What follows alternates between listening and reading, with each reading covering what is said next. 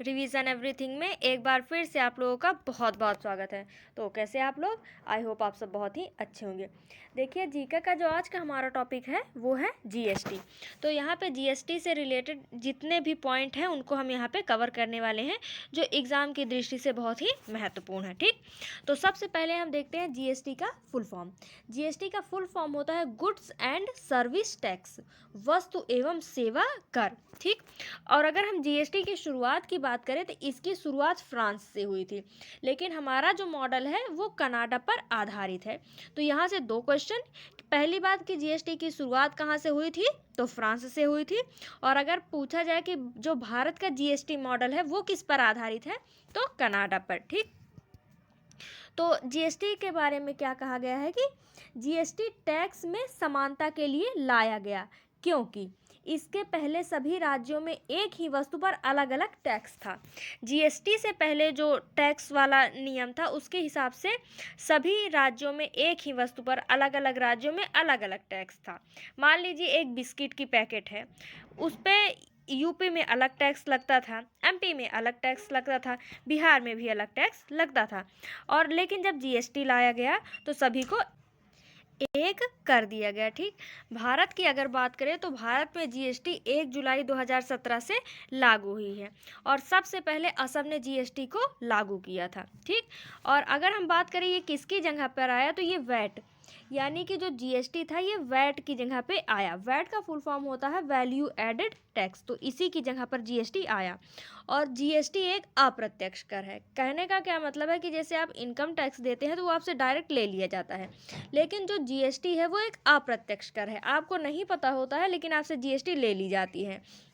तो जैसे कि आप कोई भी सामान खरीदते हैं तो उस पर लिखा होता है इंक्लूसिव ऑल टैक्सेस, यानी इसमें सभी प्रकार के जो टैक्स हैं वो मिलाए गए हैं, तो उसी में जीएसटी भी इंक्लूड होता है। ठीक, तो जीएसटी अगर स्लैब की बात करें तो जीएसटी 5 स्लैब में बटा हुआ है। कौन? 0%, 5%, 12%, 18% और 28%।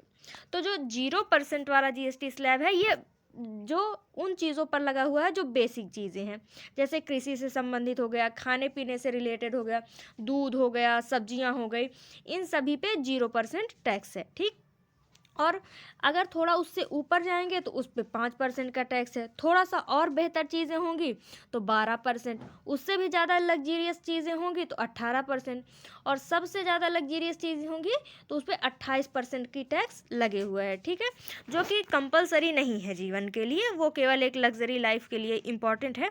तो उसी हिसाब से उनको जीएसटी स्लैब में बांट दिया गया है। तो मेनली क्या है कि जीएसटी स्लैब कितने तरीके का है, तो 5 तरीके का, 0, 5, 12, 18 और 28%। ठीक, अगर हम बात कर लें जीएसटी के टाइप की, तो जीएसटी 4 टाइप का होता है। कौन? सीजीएसटी, एसजीएसटी, यूटीजीएसटी और आईजीएसटी। सीजीएसटी यानी सेंट्रल गवर्नमेंट को जो जीएसटी मिलेगा वो सीजीएसटी। एसजीएसटी जो स्टेट गवर्नमेंट को टैक्स मिलेगा वो एसजीएसटी। यूटीजीएसटी यानी यूनियन टेरिटरी, वहाँ की सरकार को जो टैक्स मिलेगा वो यूटीजीएसटी में। और आईजीएसटी यानी कि इंटीग्रेटेड जीएसटी, इसमें 2 तरीके की जीएसटी इंक्लूड होती है जिसके बारे में हम आगे देखेंगे। अगर आप लोग ध्यान दें तो जो ये एसजीएसटी है और यूटीजीएसटी है इसमें बहुत ज़्यादा फ़र्क है नहीं। अगर आप किसी स्टेट के हैं तो आप वहाँ पे एसजीएसटी यानी स्टेट गवर्नमेंट वाला जीएसटी लगेगा, यूटी यानी यूनियन टेरिटरी में है तो वहाँ पे यूटीजीएसटी लगेगा। तो इन दोनों में बहुत ज़्यादा फ़र्क नहीं है। ठीक, और जीएसटी से रिलेटेड कुछ चीज़ें आप लोग और याद रखिएगा कि ये कौन सा बिल था, तो ये 122वें नंबर का बिल था। और अगर संविधान संशोधन की बात करें तो 101वां संविधान संशोधन था। कहने का मतलब क्या है कि हमारी संसद में बहुत सारे संशोधन के लिए बिल लाए जाते हैं, पर ज़रूरी नहीं है कि सभी पास कर दिए जाएं। ठीक, तो बिल 122वां नंबर का था और संशोधन 101वां नंबर का था। और जो केलकर समिति थी इसी की सिफारिश पर जीएसटी लाया गया। जीएसटी लागू करने वाला पहला जो राज्य था वो असम था। और जीएसटी जो है वो हर महीने की 24 तारीख तक भरना आवश्यक रहता है, और अगर 24 तारीख बीत गई तो उसके बाद धीरे धीरे फाइन लगना शुरू हो जाता है। ठीक, तो अब आगे देखते हैं किसी वस्तु का उपभोग जिस प्रदेश में होगा उसी प्रदेश को जीएसटी अर्थात टैक्स मिलेगा। जैसे कि किसी वस्तु का उत्पादन यदि यूपी में हो रहा है और बिक्री बिहार में हो रही है तो प्राप्त टैक्स भी बिहार को मिलेगा। कहने का क्या मतलब है कि वस्तु वाला टैक्स किसको मिलेगा, ये निर्भर करता है कि वो वस्तु बिकती कहाँ पे है।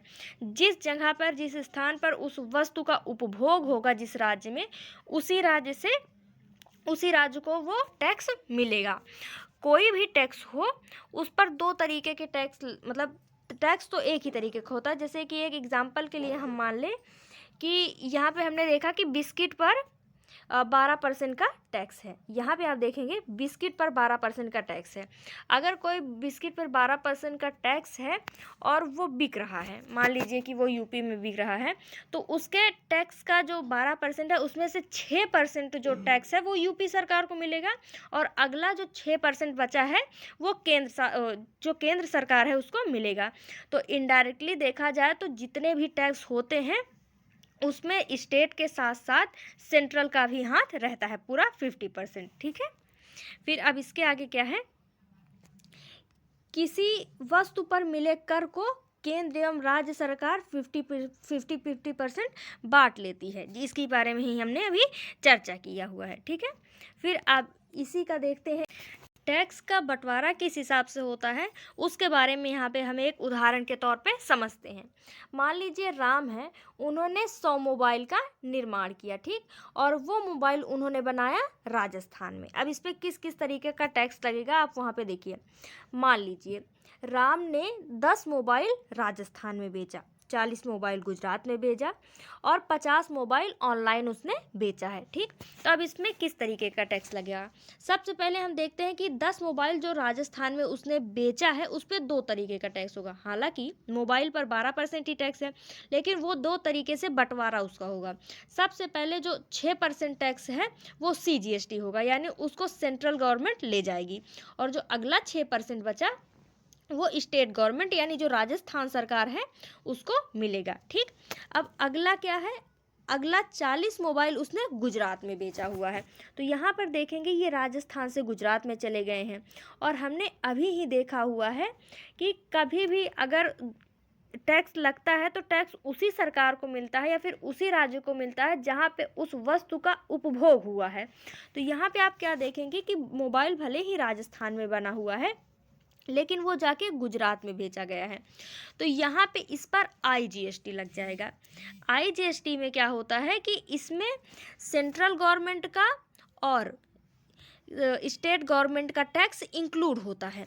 IGST में जो 12% टैक्स है वो सीधे सीधे सेंट्रल गवर्नमेंट को मिलेगा, लेकिन बाद में उसका 42% राज्य को वापस कर दिया जाएगा। ठीक है, उसी तरीके से 50 मोबाइल जो ऑनलाइन बेचा गया है इस पर भी IGST लगेगा। ठीक है, क्योंकि ये ऑनलाइन प्लेटफॉर्म जो होता है वो डायरेक्ट सेंट्रल के कंट्रोल में होता है, तो इस पर भी जो टैक्स लगेगा वो सरकार के पास ही जाएगा, यानी सेंट्रल गवर्नमेंट के पास, और बाद में जिस राज्य का उसमें हिस्सेदारी होगा, जहाँ पे उसका कंजम्पशन होगा, उपभोग होगा, उसको वो वापस कर देगा। ठीक, तो अब GST से रिलेटेड अगला क्या पॉइंट है, GST आइडेंटिफिकेशन नंबर, जिसको शॉर्टकट में GSTIN बोलते हैं। ठीक, ये 15 डिजिट का होता है, यानी कि जो लोग भी GST पे करते हैं उनको एक नंबर दिया जाता है। जैसे हम लोगों के पास हर तरीके का पिन नंबर होता है, उसी तरीके का इनको भी एक ID दिया जाता है जो कि 15 नंबर का होता है। ठीक है, मान लीजिए कि ये कुछ 15 नंबर दिए हुए हैं,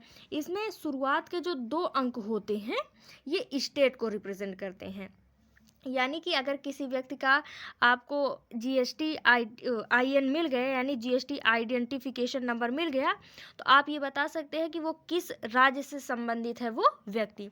तो इसका जो शुरुआती 2 अक्षर होता है वो स्टेट को रिप्रेजेंट करता है, और लास्ट का जो 3 अंक होता है ये बताता है कि वो व्यक्ति किस बिजनेस से जुड़ा हुआ है। ठीक, और जो बीच का और बचा हुआ 10 अंक होता है ये उसका पैन नंबर होता है, परमानेंट अकाउंट नंबर। ठीक, तो क्या बात है, इसमें GST का जो नंबर होता है वो 15 अंक का होता है, शुरुआत का 2 अंक स्टेट को और लास्ट का 3 अंक उसके बिजनेस को रिप्रेजेंट करता है, और बीच का जो 10 अंक है वो पैन नंबर होता है। ठीक, फिर इसके बाद है जीएसटी काउंसिल।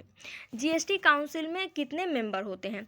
तो सबसे पहले कौन कौन होते हैं? वित्त मंत्री, यानी भारत के जो वित्त मंत्री होते हैं वो, और हर वित्त मंत्री का अपना एक राज्य सचिव होता है, तो एक राज्य सचिव। उसके अलावा जो राज्यों के वित्त मंत्री होते हैं वो भी इसके सदस्य होते हैं, तथा यूटी के वित्त मंत्री, यूनियन टेरिटरी जहाँ पे विधानसभा है वहीं पे जाहिर सी बात है वित्त मंत्री होंगे, तो दिल्ली, पांडिचेरी और जम्मू कश्मीर, इन तीनों जगहों पर विधानसभा है, इसीलिए यहाँ के वित्त मंत्री भी इसके सदस्य होते हैं। तो कुल कितने सदस्य हो गए? एक वित्त मंत्री, ठीक, एक राज्य मंत्री, और हमारे पास 28 राज्य हैं इसीलिए, और 28 मेंबर, और 3 यूटी ऐसे हैं जिनके पास विधानसभा है, इसीलिए वहाँ के 3 वित्त मंत्री। तो टोटल जो 33 सदस्य होते हैं ये जीएसटी परिषद में होते हैं, ठीक, जीएसटी काउंसिल में होते हैं। और अगर हम जीएसटी की बात करें तो ये आर्टिकल 279 में है, और अगर आईजीएसटी की बात करें तो ये 269 में है। तो अगर आपसे पूछा जाए कि जीएसटी काउंसिल किस अनुच्छेद में वर्णित है, तो 279, जबकि आईजीएसटी की बात करें तो 269 में ये वर्णित है। तो जीएसटी से संबंधित ये सभी महत्वपूर्ण तथ्य थे। आई होप कि आपको ये समझ में आया होगा और एग्ज़ाम में आपकी हेल्प करेगा। मिलते हैं नेक्स्ट वीडियो में। Thank you.